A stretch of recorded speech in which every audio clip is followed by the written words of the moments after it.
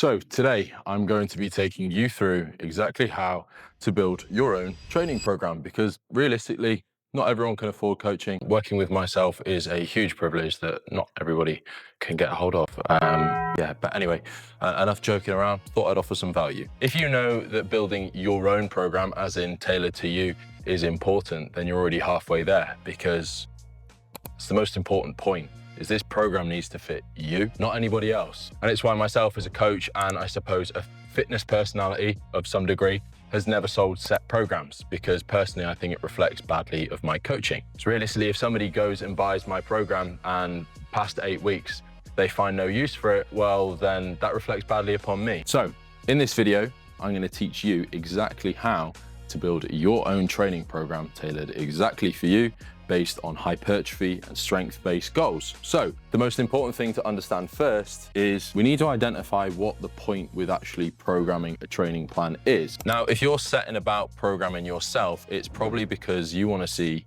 more of these results. Otherwise, we wouldn't bother programming at all. We just keep spinning our wheels, carry on as we are. So the fact you're seeking this out shows you want more results. Now, there are a few variables that are super important to make sure that we guarantee results that you need to consider when it comes to building your program as a whole. And this is what I consider with all my clients are the following. Now, something important feeds into this. It's what makes a high quality plan actually deliver results. And this is arguably the most important leading factor to guarantee results once we know we've got a quality program, and that is adherence. In order to get results, you need to make sure that it's going to be enjoyable, it's going to offer you structure, and it's going to fit the structure of your life. There needs to be capacity for it to be consistent, and you need to be able to ensure progression. And all of these contribute towards guaranteeing adherence. If you don't enjoy the plan, you won't do it. If you don't have any structure, you're just going to spend your time guessing. If you don't consistently do it, nothing's going to work. And if you don't progress, you're not going to grow. These results disappear entirely, irrelevant of how scientifically backed your training program is. This is what I would recommend you ask yourself before building your program, because realistically, we've covered what we know is essential in order to get results and create a good program. We know what it needs to guarantee. These are going to help completely guide the direction you take when you come to program yourself. So I'm going to give you an example of what these 3 things might be. What do I like to do? I like to do weight training. I know I also need to do weight training, and I also want to improve my weight training. So actually I'm ticking all 3 boxes there, but predominantly the first thing that springs to mind when I think, what do I like to do? It would be weight training. Secondly, what do I need to do? Cardio. I know I need to do cardio to burn X amount of calories or to keep X amount of fitness level. And thirdly, what do I want to improve? This could be anything. So for me, I would probably say imbalances and fitness. These 3 things are now going to control what happens within my plan. I want to tick the box of getting my weight training in. I want to tick the box of getting my cardio in. And I also want to appease improving imbalances and my overall fitness. The important thing to understand here is if you only consider what you need to do, you'll just burn out and you'll quit the process pretty quick. If you only do what you like to do, you probably won't get the results that you need, because you're probably not challenging yourself enough. But if you get a nice balance between what you like to do and what you need to do, you'll find that that's the sweet spot with hitting that consistency mark. And realistically, what do I want to improve is going to keep motivation flowing. If what you want to improve is just what you need to do, then you're just doubling up on discipline and just leaving enjoyment pretty isolated. But if you ensure your answer to what do I want to improve offers enjoyment and an element of need to it, then you're going to find yourself way better motivated. If you mess this up, you're going to struggle with motivation.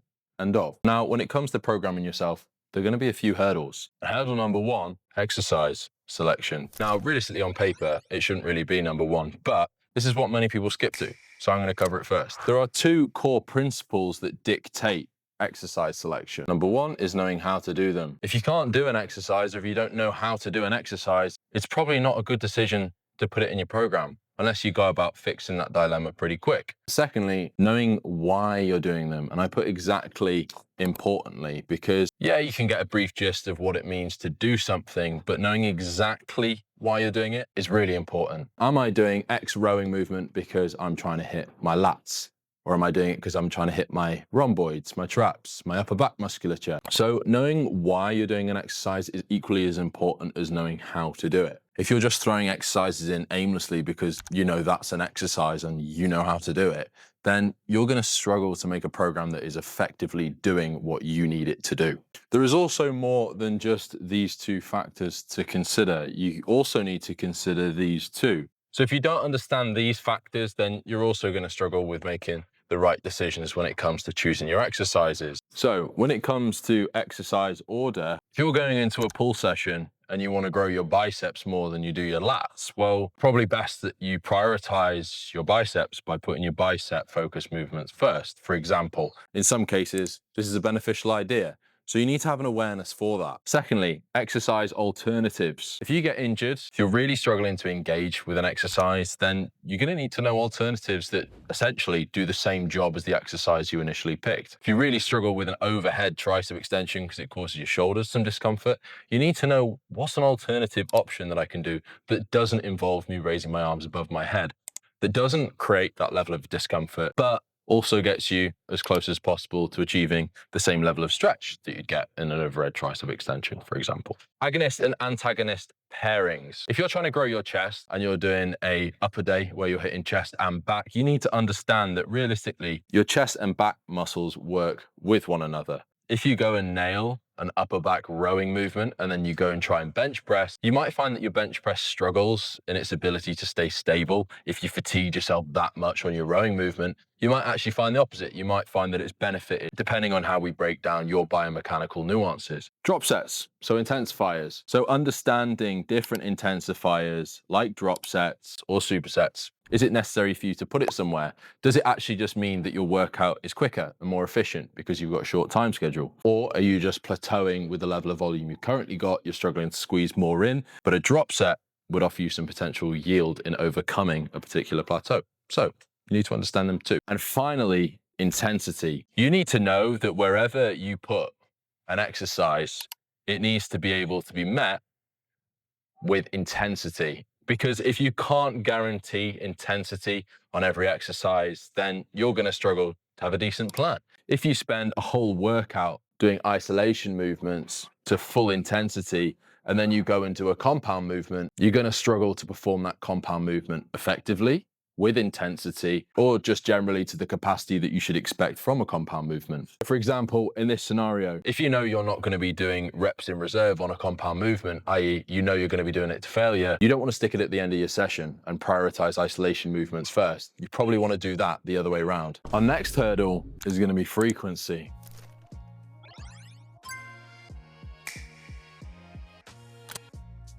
And a lot of people tend to struggle with this. Usually, a lot of the time, frequency can be the core of a huge amount of people's problem and their struggle with progress, their reason for plateau. I find with a huge amount of clients, this is a huge factor as why they're struggling on their own, because they don't really understand the bounds of frequency and the important factors that rule it. Now, the factors that should dictate your choice when it comes to frequency: time, recoverability, and efficiency. How efficient can you be with your training? How good are you at recovering? And how much time do you actually have?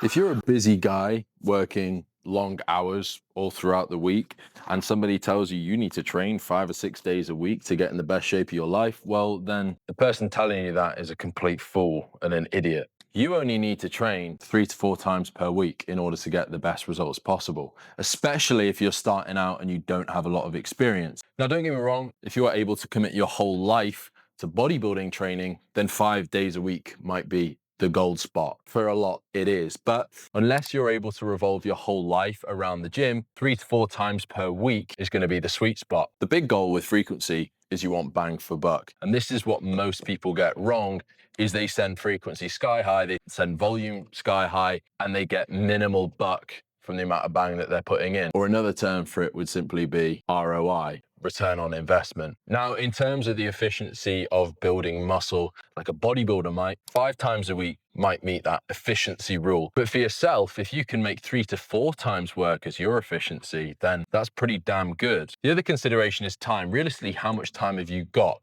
How much time do you need to spend meal prepping? How much time do you need to spend doing your steps, your cardio, your daily life, your work, spending time with family and friends?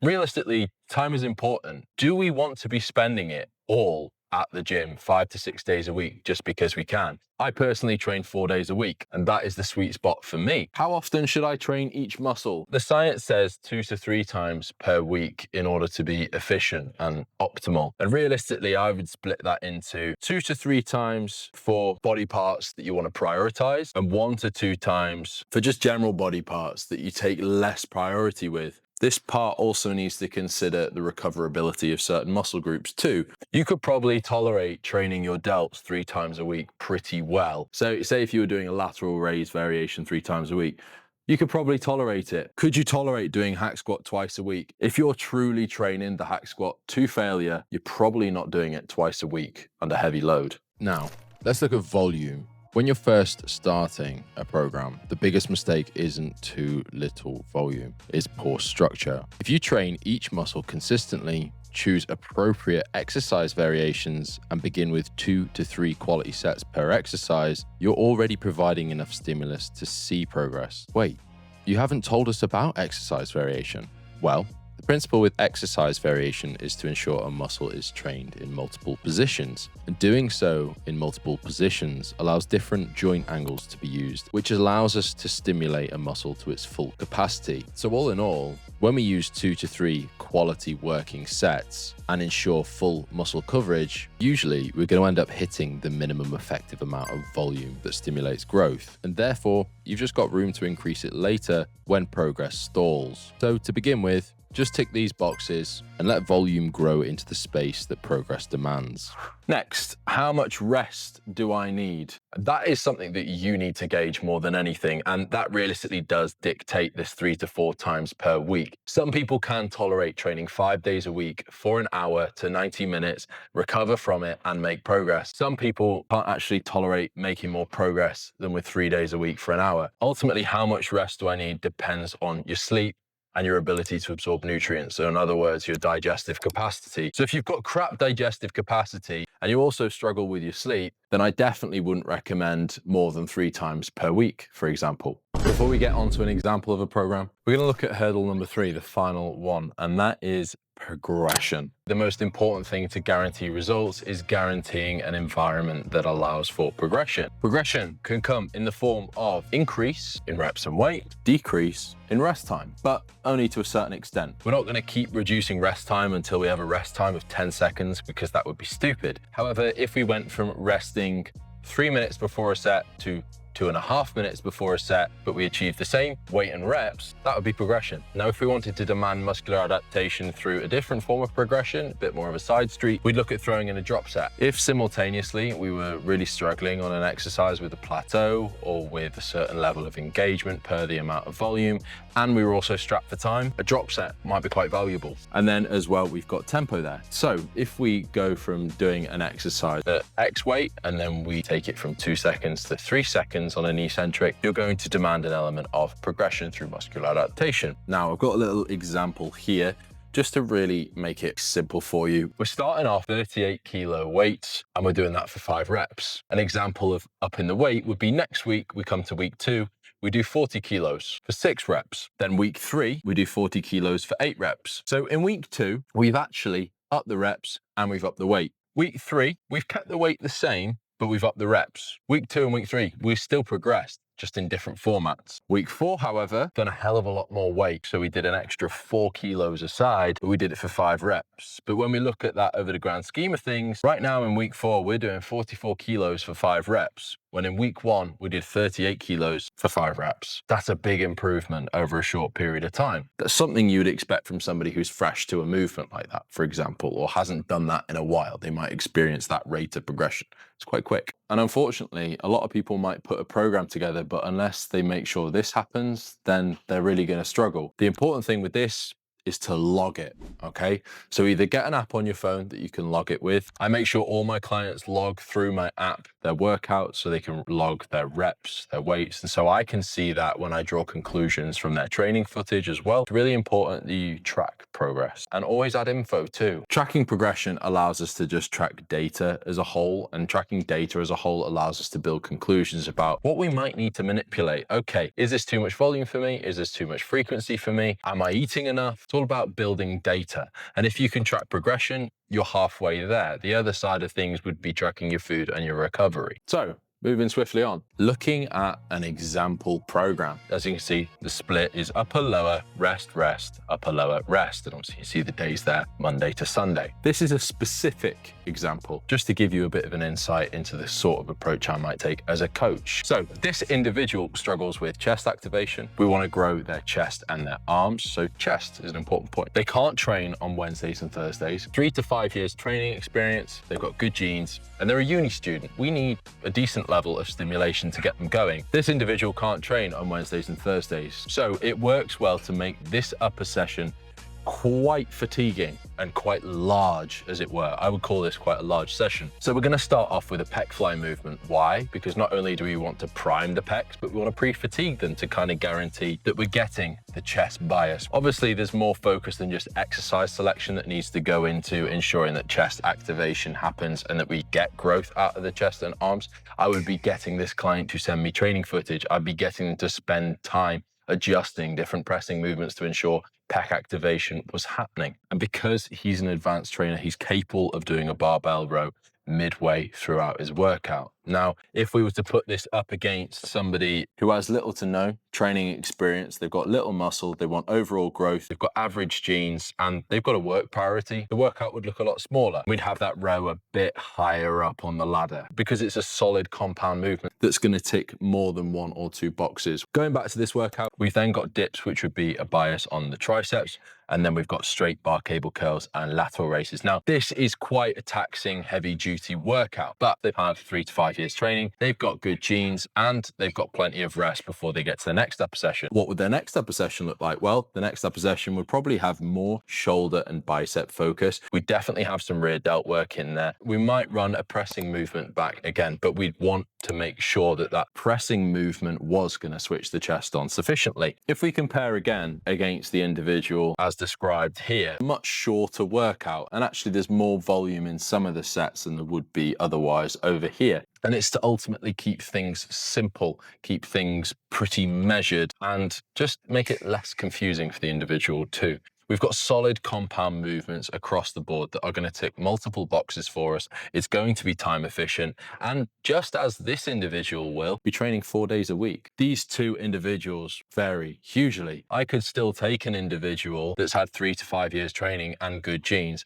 and put them through 4 days a week. Realistically, I need to rely on the fact that with this training plan, this uni student needs to be somebody who does take the recovery somewhat seriously, especially over these 3 days. If I'd found out the uni student said to me that they usually like to go out and party on a Saturday and they don't give much of a shit about growing their legs and they're pretty adamant about that, then I wouldn't worry. A heavy loading session like this has got 4 days for him to recover, and it's something that covers his priorities. So it would be fine. Common mistakes I see people make all the time: too many exercises. People will throw in way too many exercises, way too many sets, too many high rep ranges, and it's just completely guaranteeing overtraining and basically ensuring that you can't actually train to full intensity. No progression. I see people doing the same weights that they've been doing for a long time. Unless you've dramatically changed the way in which you approach an exercise, I would expect that there would be some progression taking place if you knew what you were doing across the board everywhere else. Random changes. Suddenly deciding you've had enough of an exercise, you're sick of not seeing any progression with an exercise because you've got too many exercises in there and you just randomly change stuff. So you're not actually consistently sticking to something long enough to see progression. And finally, overtraining. With volume too high, frequency too high, and trying to keep intensity high, you're guaranteeing that progression is not going to happen either. What makes a program good or great or even fantastic is the fact it balances needs, enjoyment, and improvement. It's structured and it's repeatable and it's challenging and calculated. That's ultimately what I guarantee as a coach. Now, I tailor training programs to clients so they can train with confidence, not confusion. And yes, I'm going to finish this video with a big fat CTA because I've put hours into making it. So feel free to hear me out, feel free to click off, but while you're here, you may as well. This is exactly what I do for my clients as a coach, which includes tailored training programs, tailored nutrition plans, tailored supplement plans, 24/7 WhatsApp support, health and hormone coaching, and this is integrated throughout the coaching process. Weekly check-ins, this is always done in a video format, where I'll also apply training video analysis as part of these check-ins. I will also visit clients when they are UK based. And if you're interested in my coaching and you're not in the UK, please do not worry. This will apply to you when I've got enough clients to actually get a flight over to other countries, which I'd be more than happy to do. You also have access to the Helios community group chat. And finally, you get a load of free digital resources. Is it cheap? I charge a very small amount for what I offer here. And bear in mind, this is all consistently updated. Everything here is tailored on a consistent basis. Coaching is paid monthly. It is altered, changed, and addressed weekly. If you are interested in working with myself, then fill out the application form linked below. Anyway, let me know in the comments below if this video helped you. Feel free to go check out my prep series or any old videos that I did as a kid too, if you want to see my background. I hold no shame in it. Anyway, take care and peace.